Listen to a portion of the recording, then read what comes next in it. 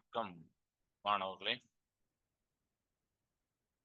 10ஆம் வகுப்பு அறிவியல்ல நம்ம அழகு 14 இன்னையிலேருந்து ஸ்டார்ட் பண்ண போறோம். ஸோ மேடத்துக்கு பதிலா நான் எடுக்கிறேன்.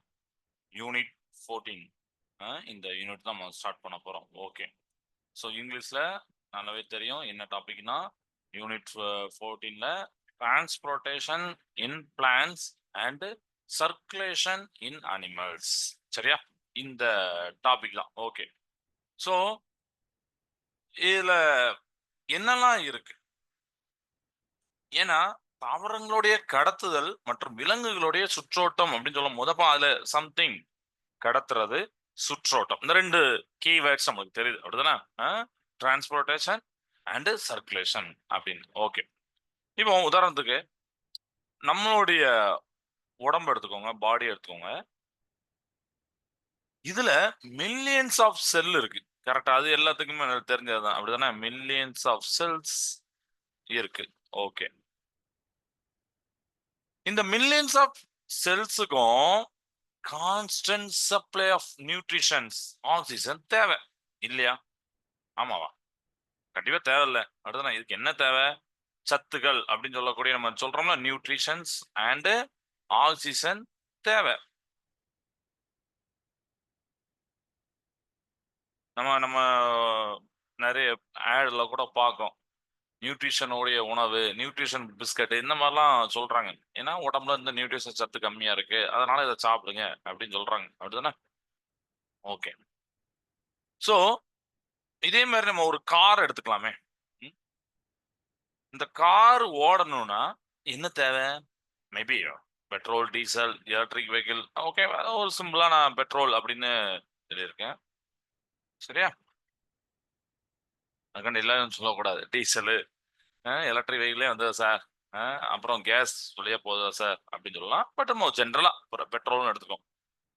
எப்படி ஒரு காருக்கு பெட்ரோல் தேவையோ அதே மாதிரி நம்மளுடைய செல்லுக்கு எனர்ஜி தேவை.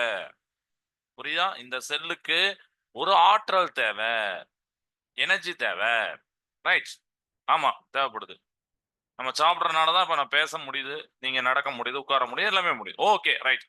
பட் இந்த எனர்ஜி எங்கேருந்து வருது? என்னைக்கா யோசிச்சு பாத்தீங்களா? நம்ம சாப்பிடக்கூடிய சாப்பாடு அப்படின்னு நம்ம ஸ்டூடெண்ட் என்ன சொல்லுவாங்க, டக்குன்னு சார் சாப்பிடறதுனால வருது அப்படின்னு நம்ம சொல்லுவோம். உடனே பக்கத்துல உள்ள பசங்கலாம் அப்படியே சிரிப்பாங்க. என்னடா சும்மா சொல்றேன்னு. ஆனா உண்மையிலே அதான் ஆன்சர். என்னது? ஃபுட்டு தான். ஆக்சுவலி ஃபுட்டு தான். செல்லுக்கெல்லாம் தேவை எனர்ஜி. அந்த எனர்ஜியை கொடுக்கிறது ஃபுட்டு தான். சோ உணவு தான் ஆற்றலுடைய மூலம். அப்படிதானே? இந்த ஃபுட்டு தான் எனர்ஜியோட சோர்ஸ். கரெக்டா? ஆமாவே இல்லையா? கரெக்டா? சரி. இப்போ இந்த ஃபுட்ல என்ன சார் இருக்கு? அதுலதான் குளுக்கோஸ் அப்படிங்கறது ஒரு ஒரு சப்ஸ்டன்ஸ் இருக்கு. சரியா? உங்களுக்கு புரியக்காண்டி குளுக்கோஸ் அப்படிங்கிற ஒரு சப்ஸ்டன்ஸ் அப்படின்னு சொன்னேன். சரியா? குளுக்கோஸ். இந்த குளுக்கோஸ் பிரேக் டவுன் ஆகும். பிரேக் டவுன்னா அப்படியே உடையும். ரைட்டா? இப்படி ஒரு மாதிரி உரைய மாதிரி நீ ஆச்சுக்கோங்க. பிரேக் டவுன் ஆகுது. இந்த குளுக்கோஸ் பிரேக் டவுன் ஆகிறனால தான் எனர்ஜி கிடைக்கு. புரியுதா? இது நம்மளுடைய பாடியில நடக்கக்கூடிய விஷயங்கள் நான் சொல்லிட்டு இருக்கேன்.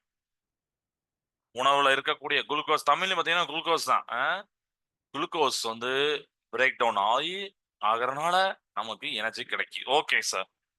தாவரங்கன்னு சொல்லிட்டு நம்ம பாடியை பத்தி பேசிட்டு இருக்கீங்களா சார்? நம்ம உடம்ப பத்தி பேசிட்டு இருக்கீங்கன்னு நீங்க நினைக்கலாம். ஏன்னா பிளான்ஸ் பத்தி நீங்க தெரிஞ்சுக்கணும்னா ஃபர்ஸ்ட் நம்மளை சுத்தி இருக்கக்கூடிய சின்ன விஷயத்தை தெரிஞ்சுக்கணும்ல. ஓகே. இப்போ பிளான்ஸ்லயும் ஒரே ஒரு கேள்வி இருக்கு. சரியா? பிளான்ஸ பத்தி நீங்க படிக்கும் போது ஒரே ஒரு கேள்வி இருக்கு. என்ன கேள்வி? என்ன கேள்வி இருக்கும்? ரூட்ஸ். அந்த கேள்வியை யோசிங்க. ரூட்ஸ் எதுக்கு இருக்கு? அதாவது வேர்கள் எதுக்கு இருக்கு? எஸ், வாட்டரை அப்சர்வ் பண்ணுது. அப்படிதானே? நம்ம மண்ணில் குத்தி வச்சிருக்கோம். அந்த மண்ணுல இருந்து வாட்டரை எடுக்கு, நியூட்ரிஷன்ஸ் அப்சர்வ் பண்ணுது, மண்ணில் உள்ள சத்துக்களை அப்சர்வ் பண்ணுது. அப்படிதானே? இந்த ரூட்ஸ் தான் அப்படியே அப்சர்வ் பண்ணி இலைகளுக்கு கொண்டு போகுது. அப்படிதானே? ஓகே. போயிட்டு அடுத்து நெக்ஸ்ட் என்ன பண்ணும்? இந்த இலைகள், இந்த லீவ்ஸ் ஒரு ஃபுட்டை ப்ரிப்பேர் பண்ணும், உணவை கிரியேட் பண்ணும், ப்ரிப்பேர் பண்ணும். சரியா? இப்ப இந்த இலைகள் ப்ரிப்பேர் பண்ணக்கூடிய அந்த உணவு பிளான்ட்டோடைய மத்த பார்ட்டுக்கு நம்ம போய் தானே ஆகணும். இங்க இருக்கக்கூடிய எனர்ஜி உணவு அது தயாரிச்சாரு. சரியா? அப்போ பிளான்ட்டோட மத்த பார்ட்டுக்கு போகணும். மத்த பார்ட்டுக்கு எப்படி போகுது? கரெக்ட்டா? ஃபர்ஸ்ட் ஒரு கொஸ்டின் கேட்டேன். ரூட்ஸ்ல இருந்து எப்படி லீவ்ஸ்க்கு போகுது? 1. லீவ்ஸ்ல ப்ரிப்பேர் பண்ணக்கூடிய ஃபுட் மத்த பார்ட்ஸ்க்கு எப்படி? அதாவது அந்த தாவரத்துடைய பிளான்ட்டோடைய அதர் பார்ட்ஸ்க்கு எப்படி போகுது? 2. இப்போ அனிமல்ஸ் மாதிரி சர்க்குலேட்டரி சிஸ்டம், அதாவது சுற்றோட்ட மண்டலம் அப்படின்னு சொல்லக்கூடியது இல்லாம how does water reach the top of the tall plants? ரொம்ப உயரமா இருக்கக்கூடிய சின்ன செடியை பார்த்தா ஓகே சார், கீழ இருந்து அதான் இவ்வளவு தூரம் தான் சார் அப்படின்னு நினைப்போம். ரொம்ப உயரமான செடிகள், பனை மரம், தென்னை மரம்லாம் நம்ம பார்க்கிறோம். இதான் இது மாதிரி உயரமான செடிகள், மரங்கள்லாம் இருக்கு. பட் எப்படி கீழ இருந்து வாட்டர் அவ்வளவு தூரம் போகுது? கொஸ்டின் வருதா இல்லையா? இது மாதிரி ஏகப்பட்ட கொஸ்டின் நமக்கு தோணுதா? புரியுதா? ஓகே. சோ இந்த டிரான்ஸ்போர்டேஷன் தான் நாம இன்னைக்கு பார்க்க போறோம். ஏன்னா டிரான்ஸ்போர்டேஷன் என்னதான் பொதுவா ஒரு போக்குவரத்து. இங்க இருந்து அங்க போறதா போக்குவரத்து, அப்படிதானே? ஒரு இடம் விட்டு ஒரு இடம் நகர்தல். அப்ப இங்க இருந்து நகருது. Okay. First let's recall the anatomy of plants. அதாவது தாவர உள்ளமைப்பியல் அப்படின்னு சொல்லுவாங்க. சரியா? ஓகே. உங்களுக்கே தெரியும் தாவரங்களுக்கு, பிளான்ட்ஸுக்கு vascular diseases, vascular tissues, sorry, tissues இருக்கு. அதாவது தமிழ்ல பாத்தீங்கன்னா கடத்தும் திசுக்கள் இருக்கு. அப்படிதானே? இந்த இந்த பிளான்ட்ஸுக்கு இருக்கக்கூடிய அந்த வஸ்குலர் டிசீஸ்ல நம்ம முக்கியமா பார்க்கிறது 2 பார்ப்போம். ஒன்னு வந்து சைலம், இன்னொன்னு ஃபோயம். கரெக்டா? எப்படி பார்ப்போம்? அப்படிதானே? நல்லா யோசிச்சு பார்த்துக்கோங்க. அனாட்டமி ஆஃப் பிளான்ட்ஸ்ல நாம பார்க்கக்கூடியது தாவர உள்ளமைப்பில் அப்படின்னு சொல்றோம்ல, அந்த உள்ளமைப்பை நம்ம தெரிஞ்சுக்கணும். சரியா? ஏன்னா வேர்ல இருந்து போகுது, இலையில இருந்து வருது, எல்லாமே நமக்கு தெரியுது. அப்படிதானே? அப்ப இதுல முக்கியமான 2 வார்த்தைகள் என்னன்னா ஃப்ளோயம், சைலம். சரியா? இதுதான் நம்ம வந்து கடத்தும் திசுக்கள்ல நம்ம வந்து பார்ப்போம். ஓகே. இப்போ ஃபர்ஸ்ட் நம்ம சைலத்தை பத்தி படிக்கலாம்.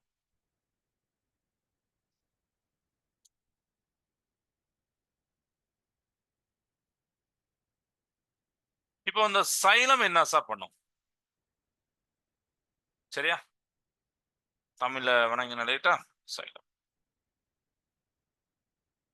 இது நான் இது இங்கிலீஷ்லயே கொஞ்சம் ஹிண்டு கிண்டா எழுதுறேன். ஏன்னா அப்பதான் உங்களுக்கு ஈஸியா அண்டர்ஸ்டாண்ட் ஆகும். அண்ட் தமிழ் பசங்களுக்கு அது புரிஞ்சுக்கிறதுக்கு ஈஸியா இருக்கும். ஓகே.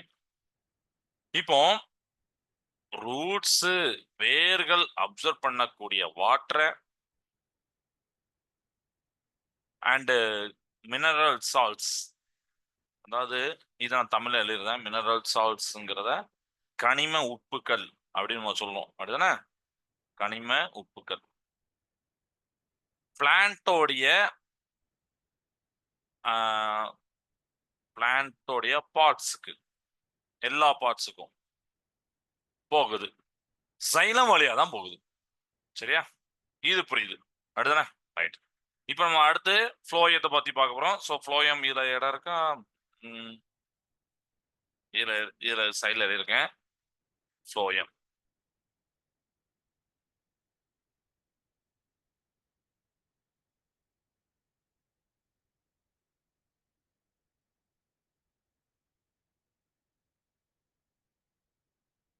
சரியா?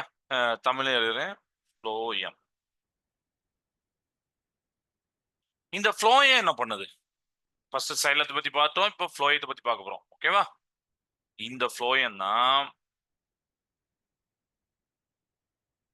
அந்த ஃபுட் லீவ்ஸ் தயாரிக்கக்கூடிய, இலைகள் தயாரிக்கக்கூடிய ஃபுட்டை மத்த பார்ட்ஸ்க்கு கொண்டு போகுது. அதாவது டிரான்ஸ்லோகேட் ஆகுது அப்படின்னு நம்ம சொல்லுவோம். சரியா? ஓகே. ஒரு இடம் விட்டு ஒரு இடம் போகிறது இதுக்கு. ஸோ இது மாதிரி பிளான்ட் பார்ட்ஸ்க்கு நான் போடுறேன். இந்த மாதிரி பல்க் மூவ்மெண்ட், அதாவது மொத்தமாக கடத்துறது, சப்ஸ்டன்ஸை கடத்துறது த்ரோ த இந்த வஸ்குலர் டிஷ்யூ வழியா, கடத்து திசு வழியா அந்த மொத்தமாக கடத்துறது பல்க் மூவ்மெண்ட் தான் நம்ம டிரான்ஸ்லொகேஷன் அப்படின்னு சொல்றோம். அதாவது டிரான்ஸ்லொகேஷனை கடத்துறது அப்படின்னு அர்த்தம். இது புரியுதா? டிரான்ஸ்லொகேஷன் சொல்லிட்டு கடத்துறதுன்னு அர்த்தம். அப்ப இங்க இருந்து அதை கடத்து, அங்க இருந்து இங்க இதை கடத்து. ஓகே. இதே மாதிரி நம்ம அனிமல்ஸ்ல பாத்தீங்கன்னா யூஸ்ஃபுல் சப்ஸ்டன்ஸை டிரான்ஸ்போர்ட் ஆகுது. சரியா? அதே மாதிரி டாக்ஸிக் சப்ஸ்டன்சஸ், நச்சு பொருட்கள் சொல்லக்கூடியது, அதுவும் ரிமூவ் ஆகணும். அப்படிதான் நம்ம உடம்புல பாத்தீங்கன்னா நம்ம சாப்பிட்றதுல கொஞ்சம் கூட நச்சு பொருட்கள் இருந்தாலும் அது நம்ம உடம்பு அது வந்து ரிமூவ் பண்ணும். புரியுதா? ஸோ நம்மள மாதிரி இருக்கக்கூடிய ஒரு லார்ஜர் ஆர்கானிசம்ஸ்க்கு பல செல் உயிரினம் லைக் ஒரு ஸ்பெஷல் சிஸ்டம் இருக்கு. சரியா? அதுதான் சர்க்குலேட்டரி சிஸ்டம். அதான் நான் அப்ளை சொன்னேன், சுற்றோட்ட மண்டலம். அதனால சுற்றோட்டம் அப்படின்னு போட்டுப்பாங்க. சரியா? சுற்றோட்ட, இது தமிழ் எழுதாண்டம்ல, சுற்றோட்டம் மண்டலம் தான் இந்த வேலையை பார்க்கு. அதாவது யூஸ்ஃபுல்லான சப்ஸ்டன்ஸை டிரான்ஸ்ஃபர் பண்றது, தேவையில்லாத சப்ஸ்டன்ஸை ரிமூவ் பண்றது அப்படின்னு ஒரு முக்கியமான பணியை யார் பண்றா? இந்த சுற்றோட்ட மண்டலம் பண்ணுது. இந்த மாதிரி லார்ஜர் ஆர்கனைசேஷன் பண்ணுது. சரியா? ஓகே. அப்ப இந்த சர்க்குலேட்டரி சிஸ்டத்துல என்ன சார் இருக்கும்? ஃபர்ஸ்ட் சுற்றோட்ட திரவங்கள் அப்படின்னு சொல்லக்கூடிய சர்க்குலேட்டிங் ஃப்ளூயிட்ஸ் இருக்கும். சர்க்குலேட்டிங் ஃப்ளூயிட்ஸ் இருக்கும். அதாவது சுற்றோட்ட திரவங்கள், லைக் நம்ம பிளட் சொல்லலாம். சரியா? அண்ட் லிம்ப், இதெல்லாம் சொல்லலாம். அப்புறம் வேற என்ன இருக்கும் அப்படின்னு பாத்தீங்கன்னா ஹார்ட், அதுக்கப்புறம் பிளட் வெசல்ஸ், இதெல்லாம் இருக்கும். ரத்த நாளங்கள் அப்படின்னு சொல்லக்கூடியது. ரைட்டா? ஸோ இந்த சர்க்குலேட்டரி சிஸ்டத்துல சர்க்குலேட்டிங் ஃப்ளூயிட்ஸ் லைக் பிளட், அப்புறம் லிம்பு, அப்புறம் ஹார்ட், அப்புறம் பிளட் வெசல்ஸ், அதாவது ரத்த நாளங்கள் இருக்கும். இது வரைக்கும் இப்போ உங்களுக்கு வந்து கிளியர் ஆகிக்கும் நான் நம்புறேன். அப்படிதானே? ஓகே. ஸோ இந்த சர்க்குலேட்டரி சிஸ்டத்துடைய முக்கியமான பணி என்னதான் இருக்கும்னு நினைக்கிறீங்க? நம்ம ஏற்கனவே சொன்னதுதான். அப்படிதானே? என்னது? உடம்புல உள்ள நல்ல சப்ஸ்டன்ஸை எல்லா பார்ட்ஸுக்கும் கொண்டு போறது, அந்த யூஸ்ஃபுல்லான சப்ஸ்டன்ஸ் ட்ரான்ஸ்ஃபர் பண்றது, டாக்ஸிக் சப்ஸ்டன்ஸை ரிமூவ் பண்ணுது. ஓகே. இப்போ இதே மாதிரி டிரான்ஸ்போர்ட்டை நம்ம பிளான்ஸ்லயும் கவனத்தை திருப்ப போறோம். சரி, நம்ம ஃபோக்கஸ் இப்போ என்ன பண்ணுவோம்னா பிளான்ஸ்ல எப்படி இந்த மாதிரி டிரான்ஸ்போர்ட் நடக்கு by means of transport in plants அப்படின்னு கொடுத்துருப்பாங்க. சரியா? Means of transport in plants, அதாவது தாவரங்கள்ல கடத்தும் முறைகள் அப்படின்னு கொடுத்துருப்பாங்க. அதை பத்தி பார்க்க போறோம். ஓகே.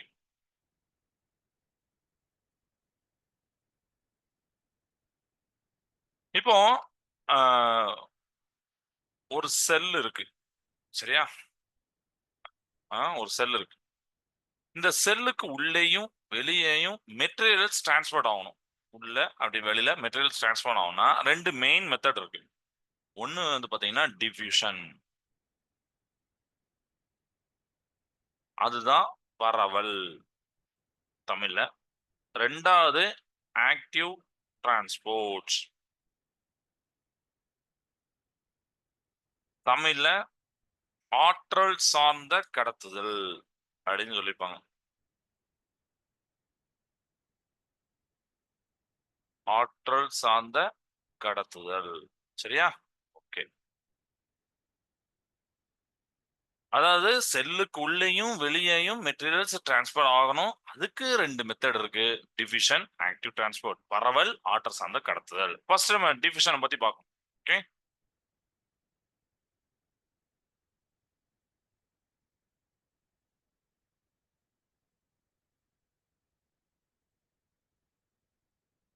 பரவல் அதாவது சாலிடு, லிக்யூடு, கேசியஸ் மெட்டீரியல் இருக்கு.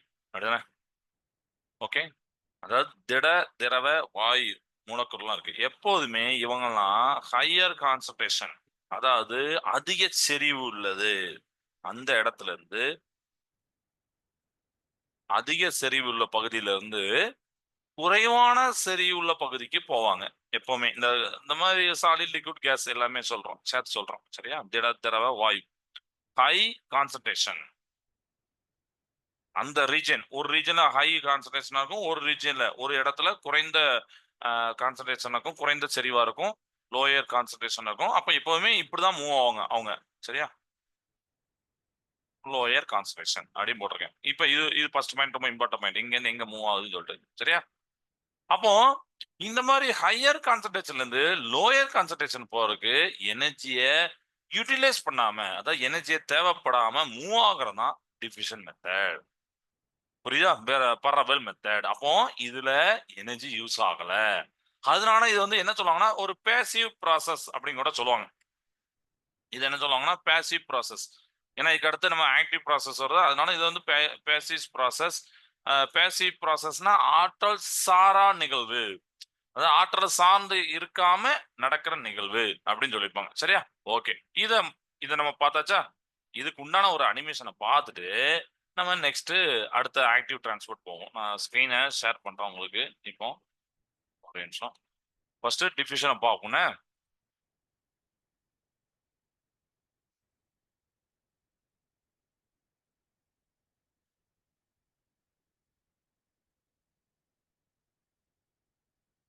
ஸ்கிரீன் வந்துட்டுப்பா. Okay right. உங்களுக்கு தெரியும். Okay right. ஓகேவா? இப்போ நம்ம வந்து என்ன பார்க்க போறோம்? டிஃபியூஷன் பார்க்க போறோம். ஸோ நான் டிஃபியூஷன்ல என்ன சொன்னேன்? ஹையர் கான்சன்ட்ரேட்ல இருந்து லோயர் கான்சன்ட்ரேட் இந்த மாதிரி மூலக்கூறுகள் மூவ் ஆகும். சாலிட், திரவ, திட எல்லாமே அப்படி சொல்லலாம். அதிக செறிவுல இருந்து குறைந்த செறிவுக்கு. இப்போ நீங்க இங்க சைடுல பார்க்கலாம். இங்க இருந்தா ப்ளூ கலர் பால் மாதிரி தெரியும். இதெல்லாம் என்னதுன்னா இந்த ரீஜனே பாத்தீங்கன்னா ஒரு ஹையர் கான்சன்ட்ரேஷன் நிறைய இருக்கு பாருங்க. சரியா? சைடுல பாருங்க லோ கான்சன்ட்ரேஷன் இருக்கும், குறைந்த செறிவு. இதுல வந்து பாத்தீங்கன்னா அந்த கலரே பாத்தீங்கன்னா ரொம்ப டல்லா இருக்கும். இது சைடுல உள்ளது நீல நிறமா இருக்கும். இங்க உள்ளது பாத்தீங்கன்னா ஒரு மாதிரி சாம்பல் நிற துகள்கள் மாதிரி இருக்கும். இதுதான் லோ கான்சன்ட்ரேஷன் பகுதியை காட்டுது.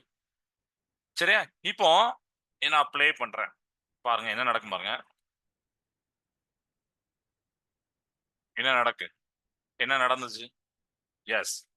நீல துகள்கள் அப்படியே நகர்ந்து லோயர் கான்சன்ட்ரேஷன் பகுதியை நோக்கி வந்ததை நீங்க பாத்தீங்க. சரியா? அதாவது ஹைல இருந்து லோவுக்கு செல்றத கூடிய இந்த மூவ்மெண்ட்டை பாத்தீங்க. ஸோ டோட்டலா பார்க்கும்போது நெட் மூவ்மெண்ட் எப்படி இருக்கும்னா ஒரு இதுதான் பேசிவ் டிரான்ஸ்போர்ட். சரியா?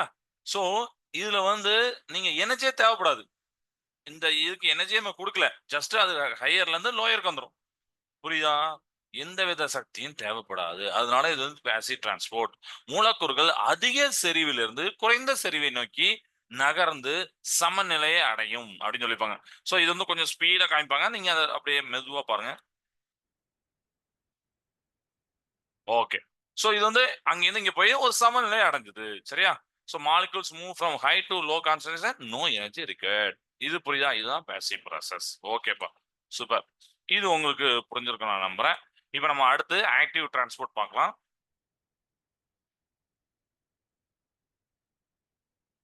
ஆக்டிவ் டிரான்ஸ்போர்ட் அப்படின்னா செயல் மிகு கடத்துதல் அப்படின்னு பேரு.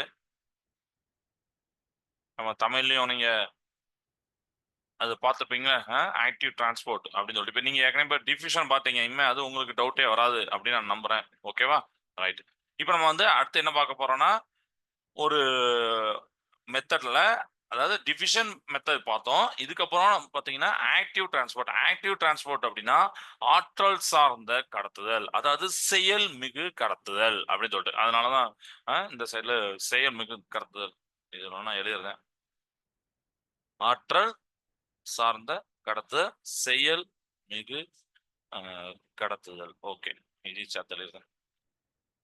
அப்ப இதுல வந்து ஆற்றல் தேவைப்படுது. போனதுக்கு இது ஆப்போசிட். சோ இதுக்கு ஆற்றல் தேவைப்படுது. எனர்ஜி தேவை. சரியா? ஏன் எனர்ஜி தேவைன்னா அந்த மாலிகுலை பம்ப் பண்ணி ஹையர் கான்சன்ட்ரேஷன் கிரேடியன்ட், அதாவது கான்சன்ட்ரேஷன் கிரேடியன்ட் சொல்லக்கூடிய செறிவு வாட்டச்சரிவுக்கு எதிராக மாலிகுல்ஸ பம்ப் பண்றதுக்கு, புஷ் பண்றதுக்கு, தள்ளுறதுக்கு எனர்ஜி தேவை. புரியுதா? ஓகே. சோ இதுல நல்லா தெரிஞ்ச எனர்ஜி தேவை. சோ ஆக்டிவ் டிரான்ஸ்போர்ட் செயல்மிகு கடத்துதல் is carried out by membrane bound proteins, அதாவது கடத்து புரதங்கள் அப்படின்னு சொல்லக்கூடிய மெம்பரன் பவுண்ட் புரோட்டீன்ஸ். சரியா? அதுதான் வந்து பாத்தீங்கன்னா அந்த பம்பா ஆக்ட் ஆகும். புரத உந்திமாங்க பார்ப்போம். புரோட்டீன் பம்ப்ஸ் அப்படின்னு சொல்லக்கூடிய புரத உந்தி, அதுதான் பம்பா ஆக்ட் ஆகும். ஏன்னா பம்புனா என்னத்தான், உந்தி தள்ளுறதுன்னு அர்த்தம். சரியா? ஸோ ஆக்டிவ் டிரான்ஸ்போர்ட்டே இந்த செயல்முறை கடத்தது இந்த மெமரன் பவுண்ட் புரோட்டீன்ஸ்னால, அதாவது கடத்து புரதங்களால நடக்கு. ஸோ இதுதான் ஒரு ஒரு புரத உந்தியாக பம்பாக நமக்கு வந்து செயல் ஆற்றுகிறது. Okay, right. இந்த பம்பு தான் என்ன பண்ணும்னா அந்த சப்ஸ்டன்ஸை லோ டு ஹை வந்து புஷ் பண்ணும். சரியா? ஏற்கனவே யோசிச்சு பாருங்க, போன இதுல பாத்தீங்கன்னா ஹை டு லோ, இப்போ லோ டு ஹை. லோல இருந்து ஹையா அப்படி, அது குறைந்த செறிவுல இருந்து அதிக செறிவுக்கு அந்த சப்ஸ்டன்ஸ் மூலக்கூறுகளை அப்படி உந்தி தள்ளுது. அதனாலதான் இது வந்து அப் ஹில், இங்கிலீஷ்ல பாத்தீங்கன்னா அப் ஹில் டிரான்ஸ்போர்ட் அப்படின்னு போட்டிருப்பாங்க. அப் ஹில் அப்படி மேல ஏறுறது. சரியா? அப் ஹில் டிரான்ஸ்போர்ட். ஓகே, இது புரியுதா உங்களுக்கு? ஓகே, இப்போ இதையும் நம்ம பார்த்துட்டு போயிடும், அந்த அனிமேஷன்ல பார்த்து போயிடும். ஒரு நிமிஷம் நான் இதை காமிக்கிறேன்.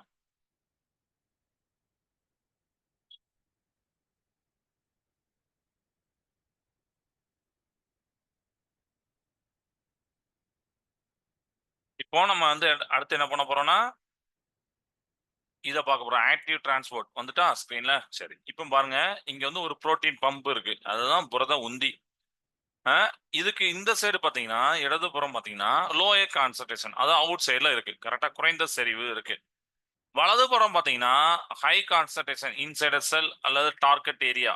அதுல இப்படி இருக்கு. சரியா? ஹை கான்சன்ட்ரேஷன் நமக்கு எந்த ஏரியா டார்கெட்டோ இல்ல இன்சைட் செல்லுக்குள்ளயோ ஹை கான்சன்ட்ரேஷன் அந்த அந்த சைடு. இங்க பாத்தீங்கன்னா எனர்ஜி ஏடிபி ரிக்வயர்டு அப்படின்னு போடுவாங்க. சோ இங்க எனர்ஜி ஆற்றல் தேவைப்படுது.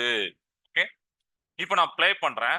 இதுதான் uphill transport, low to high போம்பாங்க. இப்போ புரத உந்தி மூலக்கூறுகளை எங்கிருந்து போகுது, எங்கிருந்து தள்ளுது அப்படிங்கறத நல்லா வாட்ச் பண்ணுங்க. சும்மா ஒரு இமேஜினேஷன் பண்றேங்க, பண்ணுதா? சோ புரோட்டீன் பம்ப் இந்த புரத உந்தி என்ன பண்ணுதுன்னா மூலக்கூறுல இந்த இருந்து இடதுபுறத்துல இருந்து, அதாவது லோ கான்சென்ட்ரேட் சைட்ல இருந்து ஹை கான்சென்ட்ரேட் சைடுக்கு உந்தி தள்ளுது. அப்ப இதுக்கு எனர்ஜி தேவையில்ல. புரியுதா? Energy required. சோ இந்த மாதிரி ஒரு ஆக்டிவா இருக்கனால தான், ஒரு சுறுசுறுப்பா இருக்கனால தான் இது வந்து ஆக்டிவ் டிரான்ஸ்போர்ட் அப்படின்னு சொல்றாங்க. Okay, okay. சோ பொதுவா பாத்தீங்கன்னா நமக்கு வந்து அந்த அதிகமான செறிவு ஹை கான்சன்ட்ரேஷன் அதுக்கு ஆப்போசிட்டா தான் லோ கான்சன்ட்ரேஷன். அப்ப லோ கான்சன்ட்ரேஷன் வந்து எடுத்து அங்க அனுப்புறது. அதனால இது வந்து அதுக்கு ஆப்போசிட்டா ஆக்ட் ஆகுது அப்படிங்கிறத தெரிஞ்சு வச்சுக்கோங்க. Okay, right. ஸோ ஆக்டிவ் டிரான்ஸ்போர்ட்ல இப்ப நீங்க ஃபர்ஸ்ட் இந்த செயல்மிகு கடத்துதல் இது பாட்டீங்க. இப்ப நம்ம நெக்ஸ்ட் போலாமா? ஓகே, இப்போ நெக்ஸ்ட்ல வேற என்ன சொல்லலாம்? இதுல அஹ், ஒரு ஸ்பெஷல் கைண்ட் ஆஃப் டிஃபியூஷன் இருக்கு. அதாவது நம்ம பரவுதல் அப்படின்னு பார்த்தோமா, பரவல். அதுல ஒரு ஒரு ஸ்பெஷல் கைண்ட் இருக்கு, அதுதான் ஓஸ்மோசிஸ். அதாவது சவ்வூடு பரவல். இந்த மெத்தட் இருக்கு. சரியா? ஓகே. அப்ப என்ன டிஃபரெண்ட், அந்த அது டிஃபியூஷனுக்கும் இந்த ஓஸ்மோசிஸ்க்கும் என்ன டிஃபரெண்ட், சவ்வூடு பரவலுக்கு என்ன டிஃபரெண்ட்னா, it involves a movement of solvent or water molecule. சரியா? இது வந்து கரைப்பான் அல்லது நீர் மூலக்கூறுகளை சார்ந்து உள்ளது. சரியா? இதுல இதுல இருக்கும் கரைப்பான், நீர் மூலக்கூறு அல்லது நீர் மூலக்கூறுகள். சரியா? Solvent or water molecule. So இதுலயும் பாத்தீங்கன்னா அந்த மூவ்மெண்ட் ஹையர் கான்சன்ட்ரேஷன்ல இருந்து லோயர் கான்சன்ட்ரேஷன் வழியா போகும்.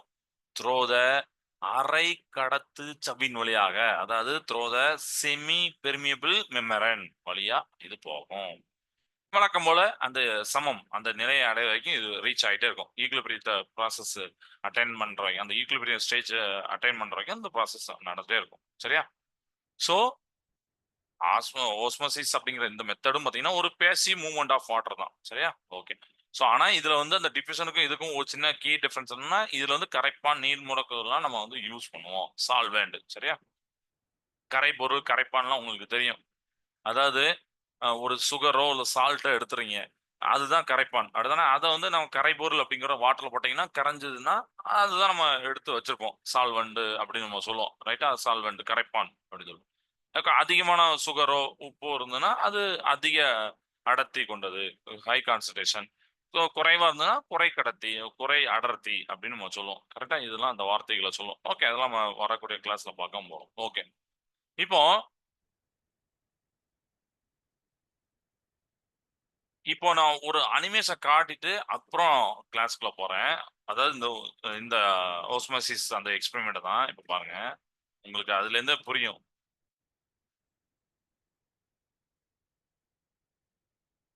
சரியா? இப்போ இந்த ஓஸ்மோசிஸ் சவ்வுடு பரவல வச்சிருக்கேன். ஃபர்ஸ்ட் பார்த்தீங்கன்னா, ஹைப்போடோனிக் சொல்யூஷன். 2வது பார்த்தீங்கன்னா, ஒரு ஆரஞ்சு கலர்ல இருக்குல்ல, அது வந்து ஹைப்பர்டோனிக் சொல்யூஷன் அப்படின்னு சொல்லிட்டு. ஹைப்போடோனிக் அப்படின்னா, குறைந்த செறிவு கொண்டது. ஹைப்பர்டோனிக் அப்படின்னா, அதிக செறிவு கொண்டது. சரியா? சோ ஹைப்போடோனிக்னா குறை செறிவு கரைசல். குறை செறிவு கரைசல். அதாவது நீரோடைய செறிவு அதிகமா இருக்கும். நீரோடைய செறிவு அதிகமா இருக்கும். ஓகே. இப்ப நான் ப்ளே பண்றேன். என்ன நடக்கும் பாருங்க. என்ன நடந்தது? யாராவது திருப்பி சொல்ல முடியுமா? பாருங்க திருப்பியும் ஹைப்போடோனிக்லயும், ஹைப்பர்டோனிக்லயும் பாருங்க. எஸ். சோ, இப்ப நான் எக்ஸ்பிளைன் பண்றேன். ஹைப்பர்டோனிக் அதுல பாத்தீங்கன்னா, உயர் அடர்வு கரைசல். அதாவது நீரோடைய செறிவு குறைவா இருக்கு. ஓகே. இதுதான். அதாவது இப்ப நான் ப்ளே பண்ணும்போது, ஃபர்ஸ்ட் இந்த ஹைப்போடோனிக்க பாருங்களேன். குறை செறிவு கரைசல பாருங்களேன். என்ன நடந்தது? அந்த நீரானது ஹைப்போடோனிக்க சொல்றேன். குறை செறிவுல. நீரானது உறிஞ்சப்படுகிறது. அந்த செல்லால. செல்லால உறிஞ்சப்பட்டு கொஞ்சம் பெருசாகுது பாருங்க. பாத்தீங்களா நீங்க அத? ரைட்டா? இப்படி ஆகுது. அதே மாரி ஹைப்போடோனிக்க இப்ப பாருங்க. செல்லானது சுருங்குகிறது. புரியுதா? ஓகே. ஏன்னா அங்க ஹை கான்சன்ட்ரேஷன், லோ கான்சன்ட்ரேஷன் அதுதான் நம்மளுக்கு பார்க்கும். ஆமா சார். நீங்க சொன்னீங்க ஹை கான்சன்ட்ரேஷன், லோ கான்சன்ட்ரேட் போடுறது தான் டிஃப்யூஷனு அப்படின்னு சொன்னீங்க. ரைட்டா? சோ அததான் நம்ம சொல்றோம். சோ ஹைப்பர்டோனிக்ல உயர் அடவு கரைசல் இருக்கு. நீரானது செல்லிலிருந்து வெளியேறதால் அங்க வந்து என்ன ஆகுதுன்னா செல்லு சுருங்குகிறது. ஓகே. இத நல்லா ஞாபகம் வச்சுக்கோங்க. ஓகே. ஹைப்பர்டோனிக்னா நீரோட செறிவு குறைவு. Lower concentration. அப்ப ஹை கான்சன்ட்ரேஷன் லோயர் கான்சன்ட்ரேஷன் வருது. நீர் மூலக்கூறுகள் வெளியில ஏறுது. அதனால தான் அந்த செல் வந்து சுருங்குது. ஃபர்ஸ்ட் கேஸ்ல என்ன நடந்தது? உள்ள தான் அதிகம், வெளியில கம்மியா இருந்துச்சு. அதனால அந்த வந்து நீரோட செறிவு அதிகம் சொல்லியிருந்தோம்னா, வெளியில அதிகமா இருந்துச்சு. அப்ப என்ன ஆகுது அப்படின்னா, செல்லுல இருந்து வெளியில வரும்போது செல் அப்படியே வீங்குது. வீங்குற மாரி காமிக்கிறாங்க. சரியா? செறிவு நீர் மூலக்கூறுகள் அதன் செறிவு அதிகமான உள்ள பகுதியிலிருந்து செறிவு குறைந்த பகுதிக்கு கடத்தப்படுவது. அப்ப கடத்தப்பட்டு அப்படியே நகர்ந்து ஒரு சமநிலையை உருவாக்க முயற்சிக்குது. சரியா? சமநிலையை அதுதான் ஈக்விலிபிரியம் பொசிஷன் அப்படின்னு நம்ம சொன்னோம். இதுதான் இந்த ஆஸ்மோசிஸ் மெத்தட்ல. சரியா? ஓகேப்பா. சோ இன்னைக்கு இது வரைக்கும் போதும். மீதி உள்ளத நம்ம வந்து அடுத்த கிளாஸ்ல பார்க்கலாம். ஓகே. மீதி உள்ளது என்னன்னா, இதுல அ சவ்வுடு பரவல் நம்ம ஆஸ்மாசிஸ் நம்ம சொன்னோம். சரியா? அப்புறம் பிளாஸ்மா சிதைவு அப்படிங்கன்னா, பிளாஸ்மோலிசிஸ் அப்படின்னு ஒண்ணு இருக்கு. உயிர்ம சுருக்கம் அப்படின்னு சொல்லிட்டு. அப்புறம் உள்ளிருத்தல் இம்பிஷன் அப்படின்னு சொல்லக்கூடிய அந்த மெத்தடும் இருக்கு. அதையும் நம்ம வந்து வரக்கூடிய இது கிளாஸ்ல பார்க்கலாம். இன்னைக்கு நம்ம பார்த்தத ஜஸ்ட் ஒரு ரீகால் டக்குன்னு குயிக்கா பண்ணிடலாம். ஸோ நம்ம என்னெல்லாம் படிச்சோம் அப்படின்னா, டிரான்ஸ்போர்ட்ட தான் முக்கியமா பார்த்தோம். அப்படிதானே? இந்த டிரான்ஸ்போர்ட் என்னன்னா, எப்படி உணவு, வாட்டர் இதெல்லாம் டிரான்ஸ்போர்ட் பண்ணுது அப்படிங்கிறத பார்த்தோம். அதுக்கு சைலம், ஃபைலம், ஃபுளோயம் அப்படிங்கிற அந்த இதெல்லாம் யூஸ் ஆகுது அப்படிங்கிறத நான் வந்து இது சொன்னேன். அதுதான். அ, ஆ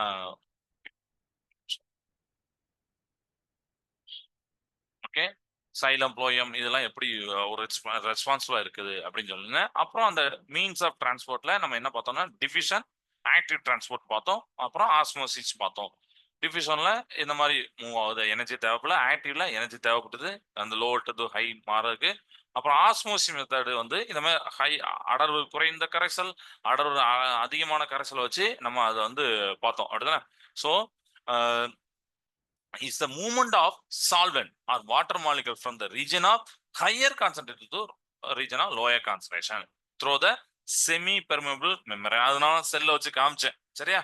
அப்போ அந்த ஹையர் டு லோவர் போகும்போது அந்த செல்லு சுருங்குறது விரிகிறத நம்ம பார்த்தோம். ஓகே ரைட்பா, இது வரைக்கும் இன்னைக்கு போதும். மீதியுள்ள நம்ம அடுத்த கிளாஸ் பார்க்கலாம். கிளாஸை நிறைச்சத வாழ்க பாரதம், வெல்க தமிழகம். நன்றி, வணக்கம்.